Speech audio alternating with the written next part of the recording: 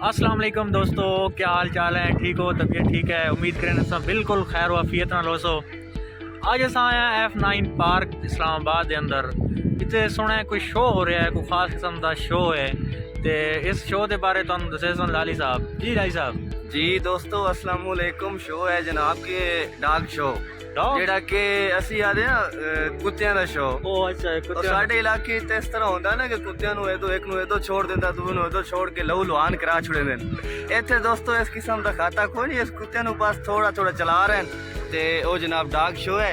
आओ दोस्तों साडे नाल नाल रसो डॉग शो, आप भी देखते हैं, थानू भी विखने। पता होंदा दसा भी 2-4 ग्रां चू नाप के लै आने ने कुत्ते, लेकिन चलो कोई नहीं, फिर तुम देखे ने इंशाल्लाह।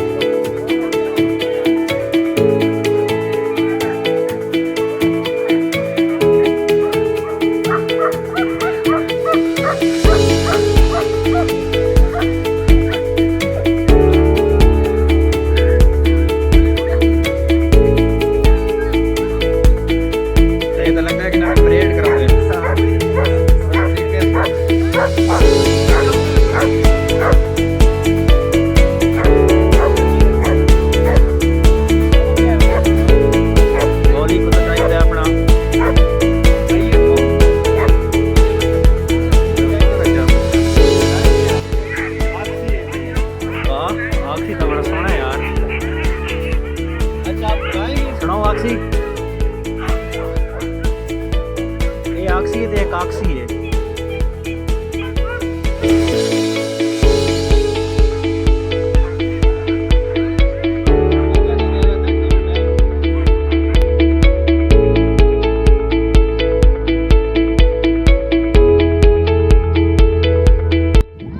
जी दोस्तों, तुसीं देख सकते हो कि कुत्तियां वास्ते पक्खे लेके आए न।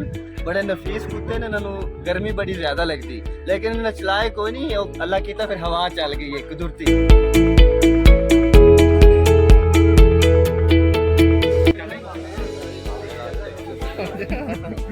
कौन सा है, इसका क्या नाम है?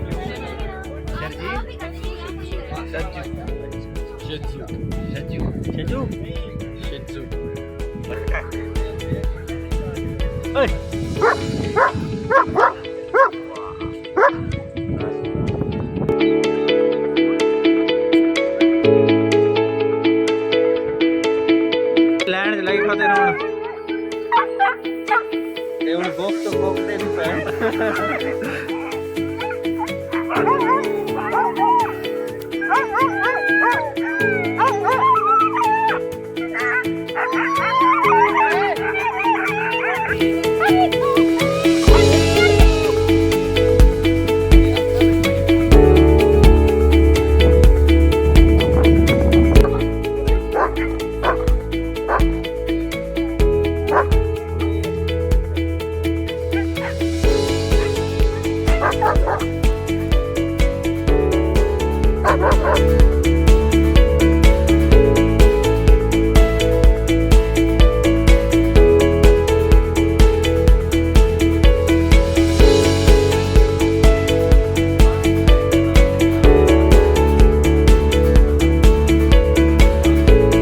दोस्तों तो डॉग्स देख के असा तो बड़ा इंजॉय किया देख के। उम्मीद करते हैं तुसा भी इन्होंने बड़ा इंजॉय किया उस देख के।